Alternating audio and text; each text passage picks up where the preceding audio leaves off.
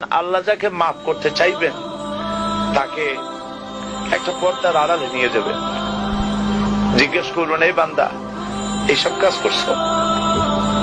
এখন আল্লাহ জিজ্ঞেস করতেছেন, সে তো ভয়তে অস্থির হয়ে যাবে, কেন্দ্রে পাগল হয়ে যাবে, আল্লাহ করে ফেলছি, আবার মাফ করে দাও। আল্লাহ পাক তার জবানের সমস্ত পাপের কথা শুনে সে যখন অনুতপ্ত হয়ে কাঁদতে থাকবে, আল্লাহ বলবেন, যা মাফ করে দিলাম, জান্নাতে চলে যা। এইটা হচ্ছে হিসাব ইয়াসির। আল্লাহুম্মা হাসিবনি হিসাবান ইয়াসিরা। কাবা শরীফ মানুষ যখন তাওয়াফ করে, এই তাওয়াফের ষষ্ঠ তাওয়াফে একটা দোয়া আছে। এই দোয়া আমি যখনই পড়ি আমি চোখের পানি রাখতে পারি না। ষষ্ঠ চক্কর একটি দোয়া আছে। দোয়াটা হচ্ছে, আল্লাহুম্মা ইন্না আলাইয়া হুকুকান কাসীরান ফীমা বাইনি ওয়া বাইনাক।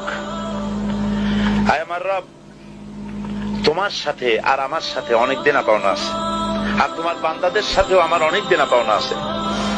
তা আমি তোমার বান্দাদের কাছে যে বিষয়ে ঋণী আছি, সেই ঋণ পরিশোধের জন্য তুমি আমাকে যোগ্যতা দাও, পরিশোধের তৌফিক দাও। আর আমার কাছে তোমার দেনা আছে, তা আমার কাছে তোমার যে দেনা আছে সব দেনা তুমি শোধ করে দিয়েছো। আমার চোখ দিয়েছো, মুখ দিয়েছো, কান দিয়েছো, স্বাস্থ্য দিয়েছো, বউ দিয়েছো।